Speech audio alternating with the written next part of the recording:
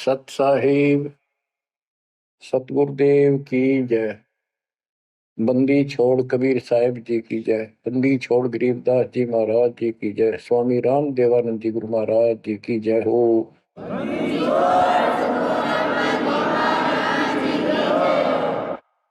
सर्व संतों की जय, सर्व भक्तों की जय, धर्मी पुरुषों की जय। श्री काशी धाम की जय, श्री सुडानी धाम की जय, श्री क्रोथा धाम की जय, श्री बरवाड़ा धाम की जय। सत साहिब कबीर दंडवतम गोविंद गुरु बंदो जन सोए। पहले मैं प्रणाम तिन नमो जुआगे ओए। कबीर गुरु को की जय, दंडवतम कोटि कोटि प्रणाम। कीट न जाने रंग को यो गुरु कर है आप समान। बच्चों, मानुष जन्म परमात्मा की कृपा से आपको प्राप्त है।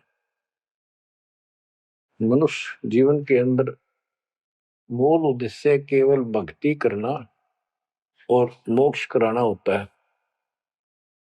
इसके लिए सर्वप्रथम गुरु की आवश्यकता होती है। सर्वप्रथम गुरु की, गुरु पूर्ण हो, तत्व ज्ञान प्राप्त हो और संपूर्ण भक्ति मोक्ष मार्ग यानी सभी मंत्र सत्य हों। फिर भक्त मर्यादित रहे, समर्पित रहे, आसानी से मुक्ति प्राप्त कर सकता है। अब जैसे धर्मदास जी का प्रसंग चल रहा है, तो आप देख रहे हो कितनी अच्छी आत्मा, परमात्मा के चाहने वाली, कति कुर्बान। और जैसा उस अज्ञानी गुरु ने मार्गदर्शन किया, कति अटूट श्रद्धा। सेवक तो ऐसा ही हो, पर गुरु ऐसा ना हो जो जीव को कर्म कांड में उलझावे। अब इस कथा से आपको अपने आप बहुत कुछ बातें समझ में आएंगी कि आपको कैसे पूर्ण सतगुरु प्राप्त है, अध्यात्म ज्ञान प्राप्त है, संपूर्ण मूल ज्ञान जो आज तक छुपा के रखना था। और अब भी आप नहीं समझ सके उस परम पिता की महिमा को, परिस्कंदे लोक के यथार्थता को, तो फिर परमात्मा आपको कौन सी भाषा का प्रयोग करे जिसे तुम समझ सकते हो। लास्ट फिर वही होगा जैसे 600 साल पहले दाता ने आपको पटक दिया था, ठाके झटक दिया था। या तो आंखें खोल लो, भूल जाओ इन बकवादों को। इस संसारिक चोचलों में कुछ नहीं धरा। गरीबदास जी कहते हैं, सर्व सोने की लंका होती रावण से रणधीरम। एक पलक में राज विराजी कर जम के पड़े जंजीर। इतने ठाठ बाट थे, सिद्धियां थी, आकाश में चला जाता था। पुष्पक विमान ऊपर से छीन के लाया था कुबेर से। खूब उद्मस्तार रखा था। और भगत किसका था? शिव जी का। तीन देव की जो करते भक्ति ही उनकी कदे ना होवे मुक्ति। और कितनी बकवाद भर जाए इनमें, जिसके कारण प्रसिद्धियां भी होगी साधु संत ऋषियों की। अंत में इनके पास कख नहीं बचा। ये मूल ज्ञान है, ये सार ज्ञान है। इसको समझो अच्छी तरह, पढ़े लिखे हो, शिक्षित हो, एजुकेटेड हो। परमात्मा ने मनुष्य जीवन इसलिए दिया कि तुम कुछ बुद्धि भी एक्स्ट्रा रखते हो अन्य प्राणियों से। इसका सदुपयोग करो। बकवाद बहुत कर ली, बाहर जाना पड़ेगा। अब बच्चों, प्रसंग धर्मदास जी का चल रहा है। देखो, अपना पिता अपने लिए कितना कष्ट उठा रहे हैं। एक जीव को काल की दलदल से बाहर खींचने के लिए कितना कुछ उन्होंने किया। बालक की तरह पीछे पीछे फिरे, कहाँ जंगल में, कहाँ किसी दरिया पे, कहाँ किसी तालाब पे, कहाँ कहाँ कष्ट वो मालिक उठाया उन्होंने। वो कहते 2 दिन मेरी शरण हो, ताका हूं मैं दास, केल गेल लग गया फिर गुप्त धरती आकाश। जैसे राजा अम्बरीश था, उसके पीछे लग रहे थे, लेकिन हम नहीं समझते जब हमारे पास 2 पैसे हो या 14 काल की छोटी सी। राजा था, भगत बतेरा था, यज्ञ बहुत करता था, वाह हो रही थी, पिछले संस्कार भी अच्छे थे। तो संस्कार कब बने, जब कभी कबीर साहब की शरण में था, जैसे कलयुग में हो तुम। अब ये जो रह जाएंगे ना, पार हो गए सो हो गए। भक्ति अच्छी करते हैं क्योंकि सत्साधना मिल गई। एक सांस की कीमत कितनी गजब की है, इसकी बहुत वैल्यू है। पार ना हुए तो फिर ये नो फंस जाएंगे काल के। इनको स्वर्ग में रखेगा, देवता बनावेगा, पूरा माचे माचे आन देंगे, फिर राजा पृथ्वी बना देगा। पृथ्वी पा के फिर ये पिछले पुलों के कारण ठाट तो होने हैं। और भक्ति भी करेगी आत्मा, क्योंकि पीछे भक्ति की चास पड़ी हुई है इसको। तो भक्ति गलत करें जाएंगे, लाभ नारे हुए दिखेंगे। यो काल का भयंकर जाल है। मालिक फिर भी अपने बच्चे के साथ रहता है, फिर भी उनको राह दिखाने की चेष्टा करता है, किसी न किसी रूप में अपनी सच्ची भक्ति फिर से बताने की चेष्टा करता है। मानते हैं ना मानते वो अलग बात है। फिर राजा जनक हुआ अम्बरीश का जीवन पूरा करके। राजा जनक का पूरा करके फिर स्वर्ग गया। स्वर्ग में जाते समय लूट लिया काल ने। बिना विवेक वेख जो धारा क्षोभ करते सो भी बिना विवेक के नु नाश करते हैं। उड़ा दया भाव दिखा दी, वो अपने पुण्य दे दिए। और फिर नंगड़ होकर पृथ्वी पर आ गया। सारे पुण्य वहां खत्म कराया, आधे आधे ऊपर स्वर्ग में भोग लिए, और फिर पृथ्वी पर आ गए। पहले राजा था 2 जीवनों में, राजा अम्बरीश वाली आत्मा। अम्बरीश राजा, राजा जनक सीता का पिता। और फिर हुई आत्मा बाबा नानक बनी, खुद नौकर लगा के नवाब किया। जब इस स्थिति में आ गया, कति हैंड टू माउथ हो गए, तब दाता फिर मिला अपने बच्चे को। फिर राह दिखाने की चेष्टा की, खूब वाद विवाद किया। ने बोला आंखा देखो तो मानो, आंखा भी दिखाया जब जाकर माना। बच्चों ऐसे आज आपके साथ खड़े कर दाता देख कहां से के होने लग रही है, अभी तुम नहीं समझ पा रहे व्हाट इज दिस। इसका नाम है कबीर भगवान। इसको कहते सक्षम समर्थ परमात्मा। बच्चों यहाँ देखो, मालिक ने कैसे अपने बच्चों तक संदेश पहुंचाने लग रहे। काल ने जुल्म करने में कसर नहीं छोड़ी, पर यू भी तो उसका बाप है। और देखो अपने बच्चों को कैसे अमृत छकाने लग रहे। इन क्रियाओं को देखकर ये विश्वास कर लेना चाहिए कि आप समर्थ की शरण में आ चुके हो। द्वार धनी के पड़ा रहे, धक्के धनी के खावे, 100 काल झकझोरी पर द्वार छोड़ जाओ। इब तुम इतना जरूर कर दियो, और कुछ ना बने तो इतना रहियो, मालिक की शरण से दूर मत होना। चाहे दुखी दिखो, चाहे सुखी दिखो, इब के आपका सतलोक में अगला कदम है, बस नथिंग एल्स। दूसरी बात नहीं है। पर होगा उनका जो मर्यादित रहेंगे, समर्पित रहेंगे, तन मन धन सब तेरा, ये कहने से नहीं, करना होगा। काल जाते आज ले चलो दाता, रखियो अपने चरण में। तो बच्चों फिर जब तक चाहोगे तब तक जीवन दे देगा आपको, जब तक चाहोगे। लेकिन अंत में एक ऐसा आप पर प्रेरणा हो जाएगी आपको, और आप ही कहोगे कि दाता ले चलो, बस बस बहुत होगी। तो कहते हैं जीव इतना जोखिम नहीं, मरा जब निशंक मरे, परमात्मा कहते हैं। तो वो हमारा मरना नहीं होगा, हम तो मेले से बजावांगे। शरीर छोड़ दिया कांचड़ी, पक्षी उड़ा आकाश को चलते कर गया बीट, ये तो वो है। तो बच्चों प्रसंग धर्मदास जी का चल रहा है। परमात्मा ने धर्मदास जी को पूरी सृष्टि रचना फिर सुनाई, क्योंकि शुरुआत में उसने इसलिए सुनी थी, अपना तर्क मन में अलग रखा था। साथ में आमनी देवी ने भी सुनी। दोनों को विश्वास हुआ। परमात्मा से कहा कि जोड़ पानी में पूछो स्वामी, पानी माने हाथ, जोड़ पानी में पूछो स्वामी, को कृपा कर अंतर्यामी। ओ साहब नाम का आही, परचय नाम कहो मोय पाई। गुरु और सतगुरु तुमको कहूं, हे प्रभु कौन देश तुम रहो। परमात्मा बोले, ओ धर्मनी जो पूछो मोही, सुनो सुरती धर कहो मतोई। जिंदा नाम है सुन मेरा, जिंदा बेस खोज के ही तोरा। हम सतगुरु के सेवक आही, सतगुर संग हम सदा रहाई। सतपुरुष व सतगुर आही, सतलोक में वह सदा रहाई। सकल जीव के रक्षक सोई, सतगुर भक्ति काज जीव होई। सतगुर की भक्ति से जीव के सब काम ठीक होंगे। सतगुर सत्य कबीर सो आही, गुप्त प्रगट कोई चिन्ह नाही। सतगुर आज जगत तन धारी, दासा तन दर शब्द पुकारी। काशी रह परख हम पावा, सत नाम उन्मोहि दर डावा।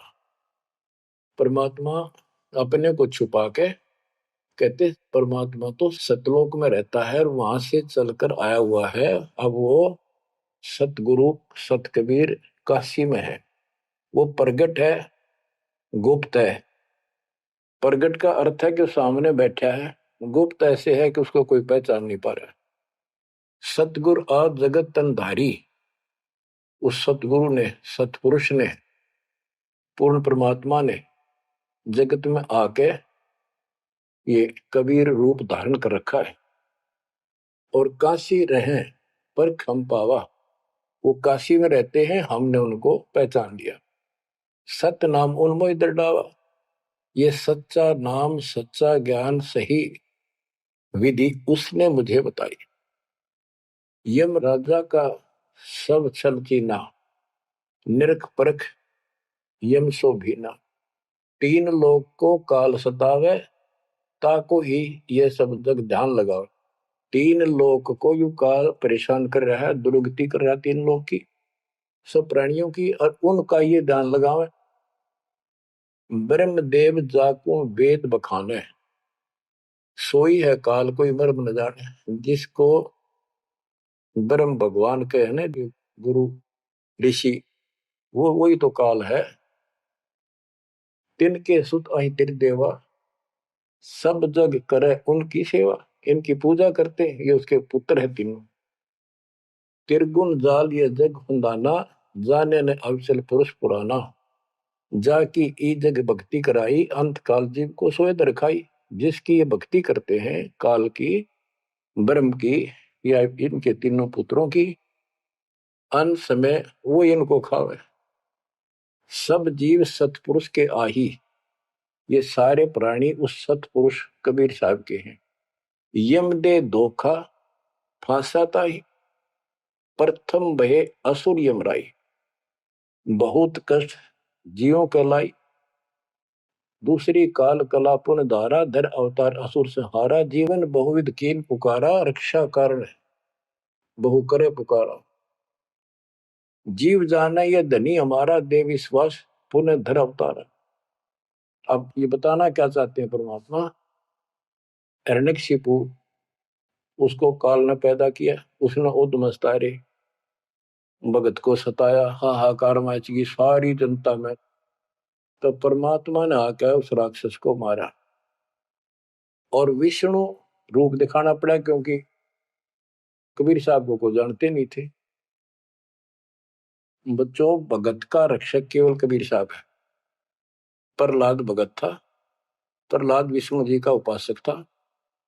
इस भक्ति को यहां तक लाने के लिए दाता ने आगा पीछा कुछ नहीं देखा, ना अपनी महिमा की आवश्यकता समझी। यदि वो महिमा चाहे तो काशी में 120 वर्ष रहे एक निर्धन जुलाहे की लीला में, वो 1 मिनट में कुछ भी कर सकते थे, दुनिया पीछे हो लेती।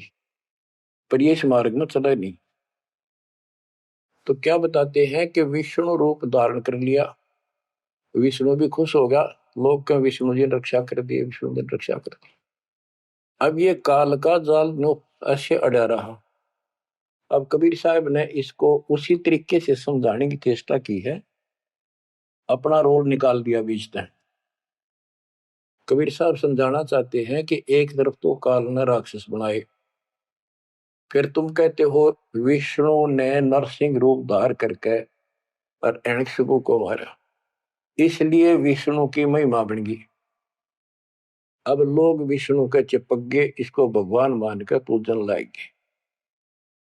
हीरो हो गया यूं, जैसे पिक्चरों में देखो हीरो दो चार रन गढ़ दे, बस वाह वाह वाह के जो है ना, इन करिश्मों को देखकर, चमत्कारों को देखकर इनका चिपक गए। ये सब काल का जाल है, परमात्मा ने इससे कोई लेना देना नहीं।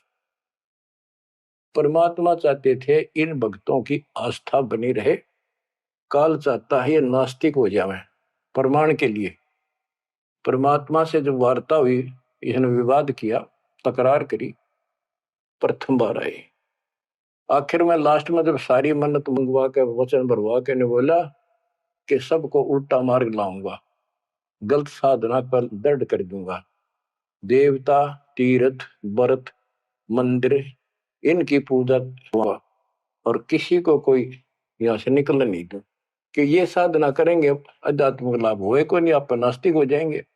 आप देख लो वर्तमान में गांव के गांव बहुत अच्छी आत्मा के लोग हैं, स्त्री पुरुष, लेकिन भगवान से दूर हो चुके, इसलिए हो चुके हैं कि इनकी साधना करते करते दुरुक्ति रही है, वो साधना ठीक नहीं है। तो यहाँ परमात्मा धर्मदास की वो आंखें खोल रहा है कि जिनको तुम भगवान मान रहे हो ये ऐसे काल जाल कर रहा है। एक तरफ तो ये कंस, केसी, चाणूर और पूतना जैसे, जरासिंह जैसे बना दिए, उधर से कृष्ण बना के भेज दिए न मारने खतर, इनको मारने के लिए। कृष्ण ने वो मार दिए, कृष्ण चौधरी पाक गया, भगवान बन गया। अंत में कृष्ण भी मरा और नरक में जागा, जिसे कर्म करे या भोगने पड़ेंगे।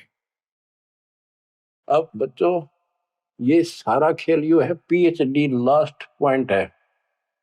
जैसे एक राजा सेना को आदेश देता है दुश्मन से युद्ध करो, तो सैनिक का कर्तव्य बन जाता मरूं या मिटूं, और जाके खड़ा हो जाता है लेकर बंदूक मोर्चे पे। तो सैनिक सच्ची आत्मा से होते हैं और वो दुश्मन के छक्के छुड़ाने के लिए अपना जीवन न्यौछावर कर देते हैं, आमने सामने मोर्चा संभाल लेते हैं। अब वहां पर कुछ इधर से मारे जाते हैं, कुछ उधर से मारे जाते हैं। जैसे अपने भक्त बच्चों को सेना में जाना पड़ता है, लड़ाई भी करनी पड़ेगी, युद्ध के मैदान में उतरना ही पड़ेगा और आमने सामने मोर्चा डांटना पड़ेगा। ये तो करना पड़ा, लेकिन वहां रक्षा कौन करेगा? वहां आप उन बच्चों की रक्षा कबीर साहब करेंगे। इसी प्रकार काल ने राम कृष्ण को भेज दिया इनको मारने के लिए। राम कृष्ण का कोई मौत नहीं था इनको मारने का, इनके साथ खुद मालिक रहे। राम कृष्ण सतगुरु सहजादे भक्ति हेत यूं हुए प्यादे। राम कृष्ण भी उस परमात्मा के बच्चे हैं, उस महाराजा सारी सृष्टि के सम्राट कबीर जी के राजकुमार हैं, सहजादे हैं। ये तुमसे ज्यादा निकट प्यारे हैं उसको, क्योंकि पिछले जन्म में बहुत गजब की भक्ति की थी, पर पैर फिसल गया इनका, अब काल का फंस गए। कोटिक अवगुण बालक कर ही पिता एक चित नहीं धरी। बाप के अंदर एक ऐसा परमात्मा ने पर रखा है प्रेरणा, स्वभाव, बालक से करोड़ों बकवाद कर ले पर पिता एक भी उसकी गलती को ज्यादा सीरियसली नहीं लेता। तो इसी स्थिति पर परमात्मा इस नियम से उन निकमों के साथ भी आज है, लेकिन बहुत प्यारे उनको हैं, क्योंकि कभी वो बहुत गजब के भगत थे और कॉलोनी को सिलेक्ट करे उनके कर्म फुड़वाने के लिए, उनको उच्च पद देता है। ये प्रधानमंत्री, मुख्यमंत्री, ये बहुत अच्छी आत्मा थी, पिछले भगत थे, तपस्वी थे भगवान के बच्चे, उसके लिए कर रहे थे। अब वो बैठा दिए पदों पर, अब कर्म फोड़ेंगे, फोड़ लेंगे, तो मानने को नहीं। फिर जब हंटू माँ उठा जाएंगे बाबा नानक की तरह, फिर पकड़ लेगा, फिर लेगा, काम तो बढ़ गया। समस्या तो वहीं के वहीं खड़ी रहेगी, वो तो बात निमड़ी क्या है बच्चों। इसको कहते हैं सार ज्ञान। ये है वो मूल ज्ञान। धर्मदास मेरी लाख दुहाई, मूल ज्ञान कई बार न जाए। मूल ज्ञान तब तक छपाई जब लग द्वादश पंथ ना मिट जाए। अब यो ऐसा ज्ञान आज तक किसी ने निर्णायक नहीं सुनाया। तो एक कोई बकवाद करेगा तो उनको सबको पता होगा ये संत रामपाल जी से सुनकर अटपट मारन लग रहा है। हमारे छोटे छोटे बच्चे भी उसको 2 मिनट में फिटे मुंह कर देंगे। तो ये पंथ खत्म हो गए।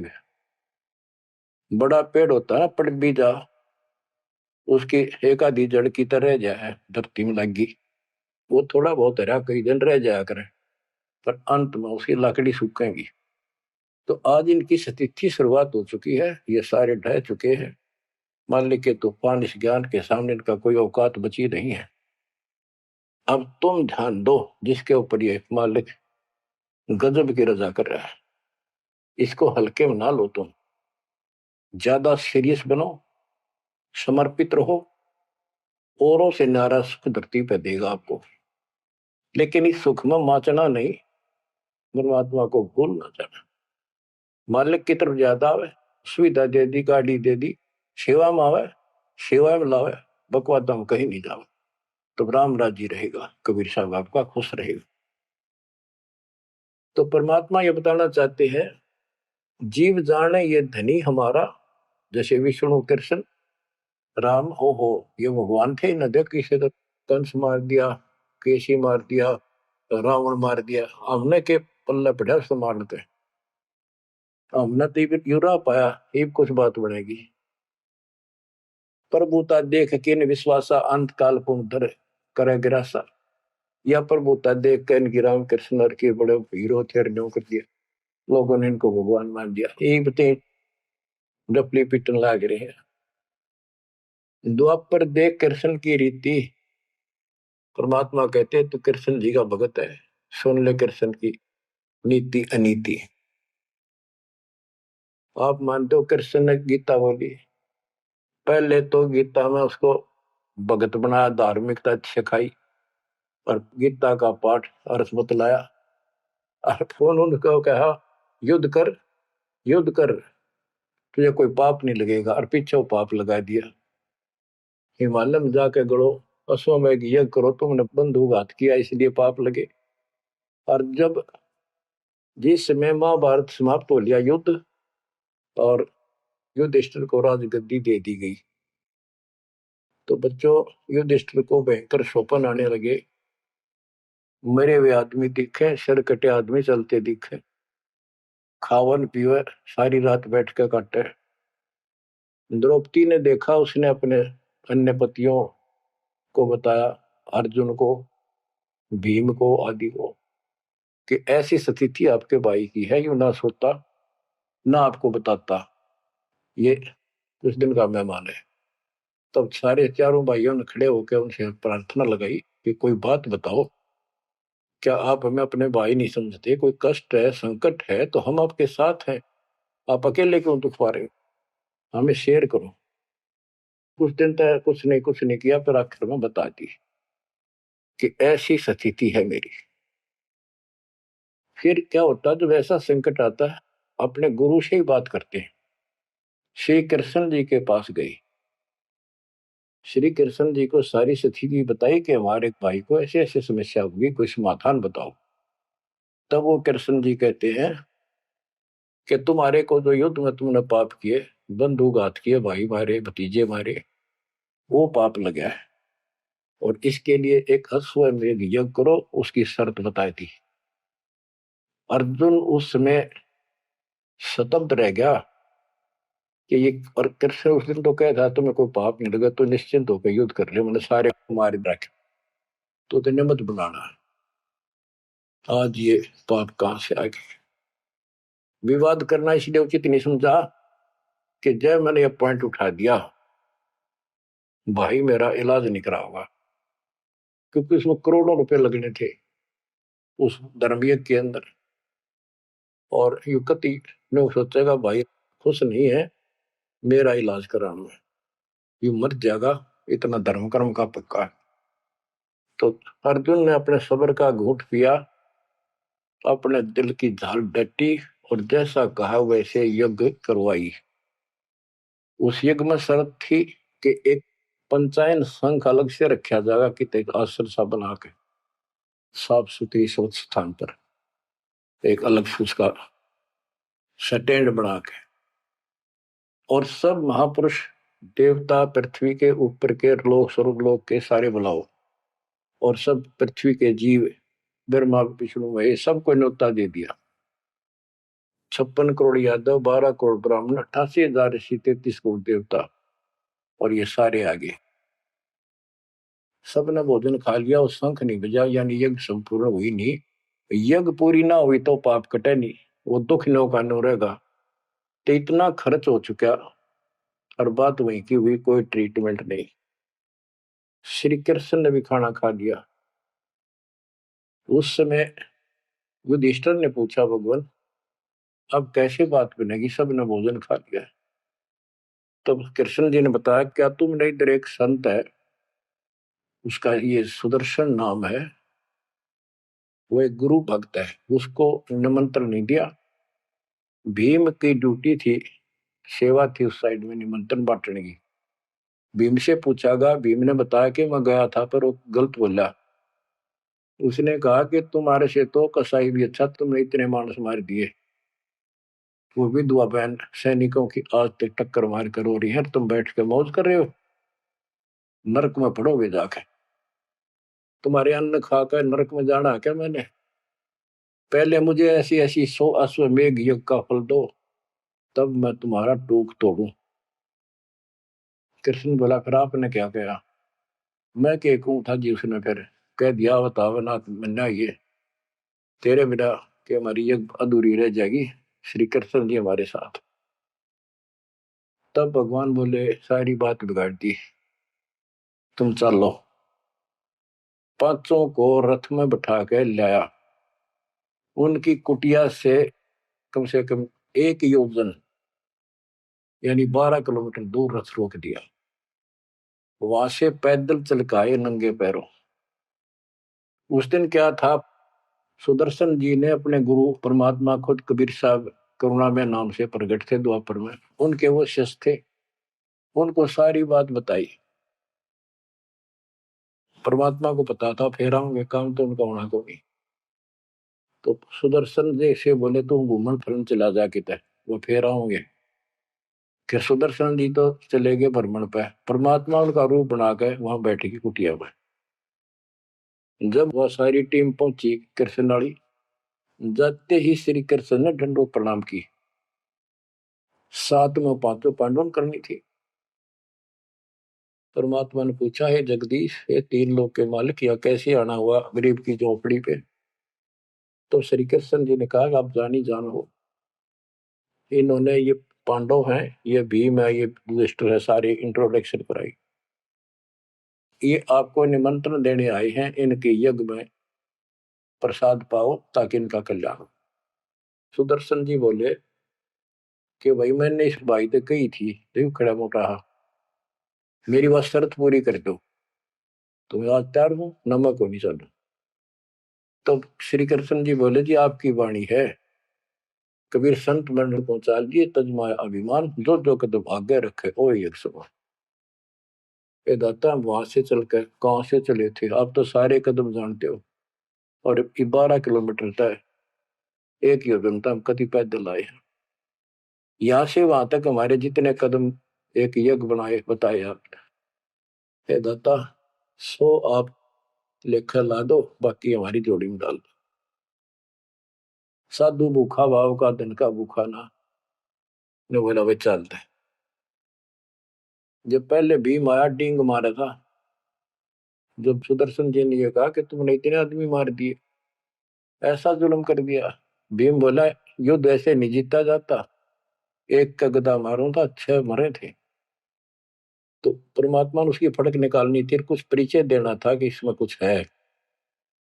परमात्मा बोले, सुदर्शन रूपधारी कबीर साहब के भीम पहलवानिया मेरी माला तार के दिए, देख खुट्टी व टंगरी।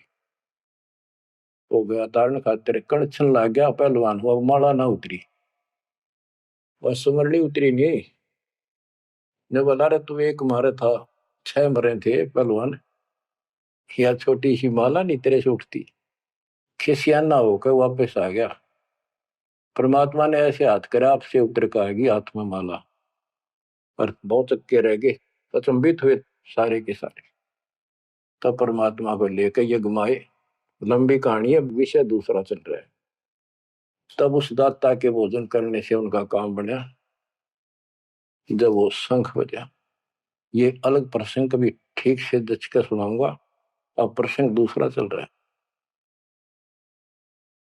परमात्मा करें धर्मदास तेरे कृष्ण की कुनीति कुनीति सुन ले एक तरफ तनियों का था तेरे पाप ना लगे और फिर पाप बताए दिए उन पापों को धोने के लिए जो विधि बताई उससे भी बात ना बनी वो भी समर्थ सक्षम हम थे वहां पर हमने की और बच्चों वो पाप नहीं थे वो पाप तो थे लेकिन वो प्रेत बाधा थी वो जो सैनिक मरे थे विधवा रो रही थी वो सैनिक उसने तंग कर रहे थे प्रेत बने हुए वह प्रेत बाधा भी कृष्ण तक नहीं ठीक हुई बच्चों गरीबदास जी कहते तुम कौन राम का जपते जपन ताते कटे ना ये तीनों ताप ये 3 ताप के तहत दुख था उनको और वो पाप ते न्यो के न्यो रखे रह गए अरे कोयल के बच्चों ईब तक पकड़ दो अपने माँ की वाणी को क्या कहना चाहते हो अब विष कागाड़ा के साथ रहोगे क्या अब क्या बताते हैं गीता पाठ का अर्थ बतलावा पुण्य पाछे बहु पाप लगावा बंधु घात दोष लगावा पंडों का बहु काल सतावा पांडवों को काल ने खूब परेशान किया और अंत में क्या हुआ जब दुर्वासा जी ने श्राप दे दिया कि जैसे कृष्ण जी के पुत्र प्रद्युम्न और 2 4 5 और बच्चे मिलकर दुर्वासा जी द्वारका की बनी में बैठे थे तपस्या कर रहे थे कुछ दिन के लिए कहीं कहीं रुक जाते थे वो पता चला कि बड़ा पहुंचा हुआ संत सिद्ध आ रहा है द्वारका के बच्चे श्री कृष्ण को समर्थ मान चुके थे किसी ने कंस मार दिया केसी राक्षस मार दिया चाणूर मार दिया ऐसे काल्यवन मार दिया तो इन्होंने सोच रहे थे कृष्ण तो ऊपर धरती पे कोई सही नहीं उन्होंने मजाक सूझ गए वो किसी संत साधु का आदर नहीं करते थे इस कारण से हमारे साथ कृष्ण हमारा कोई कुछ नहीं बिगाड़ सकता तो उन्होंने शरारत सूझी के नो कहे दुर्वासा भूत भविष्य वर्तमान त्रिकाली बता दिए तीनों काल की जानता है चलो इसकी परीक्षा लेंगे एक प्रद्युम्न का पेट पर कढ़ाई बांध दी छोटी सी लोहे की और लेडीज कपड़े पड़ा दिए गुजरिया वाले ऐसा दिखा दिया जाकि जैसे बच्चा पेट में गर्भ है इसका यो पूछने गए महाराज इनका कई साल में दया करी दाता ने 12 साल हो गए बयान अब ये जानना चाहते हैं कि इनका लड़का होगा लड़की बड़े उतावले हैं आप भूत भविष्य की सारी जानो दुर्वासा जी ने देखा ध्यान लगा के ताकि बकवाद करना रहे हैं गुस्से में होकर ने बोला या 2 कुल का नाश होगा इस पे ना लड़का हो ना लड़की हो और आंख लाल करी बाज लिए बच्चे थे सब ना के बताया पता चला यानी उस दुर्वासा के श्राप का कृष्ण तक बात गई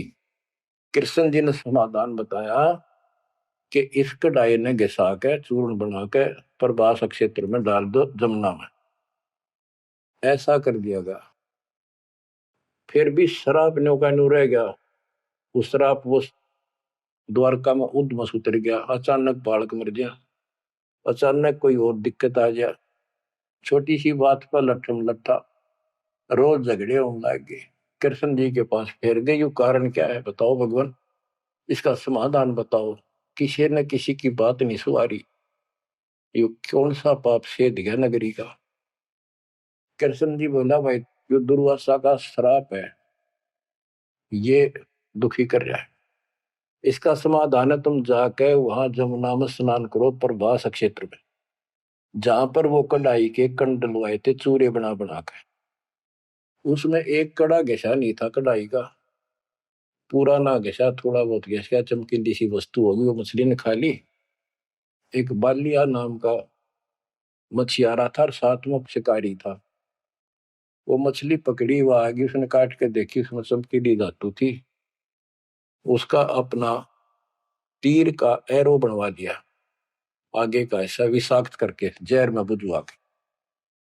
और जो कण थे जो कढ़ाई के बताते उनके सरकंडे जाम गए, बूढ़े बूढ़े, उनके तीखे पत्ते गजब के तलवार जैसे। और कृष्ण जी ने कहा सारे स्नान करो वहां जाके, तुम्हारा युद्ध शराब खत्म हो जाएगा। वहां बोले सब बच्चे नर, कोई ना बचे, गर्भ न छोड़ के, छोटे छोटे नवजात शिशु के साथ ले गए, कदे इन पर शराब ना रह जाए। और वहां जाके सारे लड़न लाग गए, पाड़ पाड़ के वो पठेरे सरकंडे एक दूसरे को मारे, तलवार का काम करना कर शुरू कर दिया। कट का मर गए 56 करोड़ यादव। कृष्ण जी एक पेड़ के नीचे बैठ गए, उस पर दी वो सारे दिन शिकारी ने कि बालिया कौन था, ये बाली वाली आत्मा थी जो त्रेता युग में श्री राम ने वृक्ष की ओट लेकर मारा था। उसका अपना बदला लेने के लिए उस वो बालिया नाम का जीमर बना, शिकारी बना, श्री राम श्री कृष्ण बना वो आत्मा। वो उसके पैर में तीर मार के श्री कृष्ण मारा। उससे पहले श्री कृष्ण ने बच्चे भी बताओ आप हमारे यहाँ तो जाके काल कर रहे दुर्गति, फिर आके लेट गया जब वो मारेगा। मरने से पहले उसने वह संदेशा भेज दिया था, पता था कि सारे मरेंगे। तो पांचों पांडव वहां पहुंच गए, कृष्ण जी बस तड़पन लाग रहे थे। उनको बता दिया भाई यहाँ कोई आदमी बचा नहीं है, इन लेडीज को सारी को ले जाना, या लोग इनकी दुर्गति करेंगे, तुम अपने वहां रखना सुरक्षित। और तुम जाके हिमालय में चले जाओ, वहां रहो भूखे प्यासे तप करो, और वहां गड़का मर जाओ, वापस ना आई। तो पूछा जी कारण क्या है, हम अभी तो राज मिला, 20-30 साल हमने राज मुश्किल से किया है, अब आप कहते हो राज त्याग के वहां चले जाओ, इसका कारण क्या हो गया, क्या गलती बन गई कि तुमने जो युद्ध में पाप किए थे वो पाप तुम्हें दुखी कर रहे हैं, वह तप करने से समाप्त हो जाएंगे। तब अर्जुन को कहना पड़ा कि भगवान आप ऐसी स्थिति में हो, मुझे कहना तो नहीं चाहिए पर मैं रोक भी नहीं सकता अपने आप। पहले तो आप कह रहे थे गीता में कि ऐसे ऐसे तेरे को पाप नहीं लगेगा, ये पाप हमारे सिर पर धरती है। फिर भाई के अश्वमेध यज्ञ कर पाप खत्म हो जाएंगे, वो पाप फिर भी रह गए। तब मैं बोल नहीं पाया, आज मैं रोक नहीं पाया। या तो इसका उत्तर दे दो ना, मेरा जीना भी दूभर हो जाएगा शेष। तब उसने बताया भाई मन ना बेरा मन के गीता में कहा था, और के कुछ तेरे को बोल रहा था। असली बात यह है, अब मैं जो कोई कर लियो उस पाप हमारे उड़ तपस्या से कुछ तप बन जाएगा, पाप अपना कट्टे से। उसने में बताई तप करने से आगे फिर थोड़ा बहुत को राज मिल जाएगा। इनके पास इतनी स्टोरी है, ज्यादा नहीं। तो बच्चों देखो काल का जाल। उसका अंतिम संस्कार श्री कृष्ण का करके वो चले गए, और अर्जुन एकलन छोड़ गए कि एकला योद्धा है, कोई खतरा नहीं, सब लेडीज को लेकर चाल पड़ा गोपियों को। रास्ते में बिल्लो ने पकड़ लिया, उन्हें पीटा इस अर्जुन को, गोपियां लूट ले गए, लड़कियां ठा ले गए रामजादे। और इस पर वो धनुष साथ ले रहा था जो महाभारत के युद्ध में जो उद्मस्त आ रहा था, वो उठा तक नीचते, तब रोवा खड़ा खड़ा कि इस कृष्ण ने तुम्हारा नाश कर दिया, सारे हमारे साथ धोखा किया। जब नाश कराना था युद्ध में, मानस मरवाने थे आदमी, जब तक ताकत दे दी, अब मैं खड़ा खड़ा पड़ा। गीता भी यही कहती है, बलवानों का बल मैं हूं, बुद्धिवानों की बुद्धि मैं हूं। यहाँ परमात्मा कबीर जी बताते हैं युग कृष्ण नहीं, युग काल इनका बाप ये जुल्म करे भाई, इनको पता है नहीं हो क्या रहा है। धर्मदास ये बातें सुनकर चक्कर में पड़ गया, मुंह का नहीं देखे देखे, आंख भी नहीं झपके। ये भगवान कभी सौ की सौ सच्ची, सारी बात बिड़ा करते। देखिए धोखे बैठे थे, साथ में अमनी बैठी, दोनों टेक टेक सुने मालिक के अमृत वचन। ये परमात्मा हम रोज सुना करते, मेरी तरह पत्थर पड़ गए थे कल। आपके क्या गुण गाओ मालिक, कैसी आंख खोल दी तुम्हारी। परमात्मा कहते और सुन ले। अब क्या है, हिमालय में चले गए सारे पांडव, और वहां सारे मरते गिर जाते गए। तो कहते हैं जब ये पहुंचे ऊपर, तो युधिष्ठिर बाद में मरा, और तो सारे बर्फ में गड़ गए, बर्फ में पैर गड़ जाते कहीं। लेकिन युधिष्ठिर का अंगूठा अंगूठा गला, बाकी शरीर जो का तो रहा, मर गयो भी गया। जब ये ऊपर गया, वो पहले जो चले गए थे मर मर के, चारों पांडव और उनकी मां कुंती द्रौपदी, वह सारे नरक में ठोक रखे। यो पहले स्वर्ग ले जाएगा, फिर इसको कुछ समय नरक में डालना था, क्योंकि इसने धर्मदास झूठ बोली थी युधिष्ठिर ने। कौन सी झूठ बोली थी कि अश्वत्थामा मर गया। द्रोणाचार्य गुरु का बेटा अश्वत्थामा था।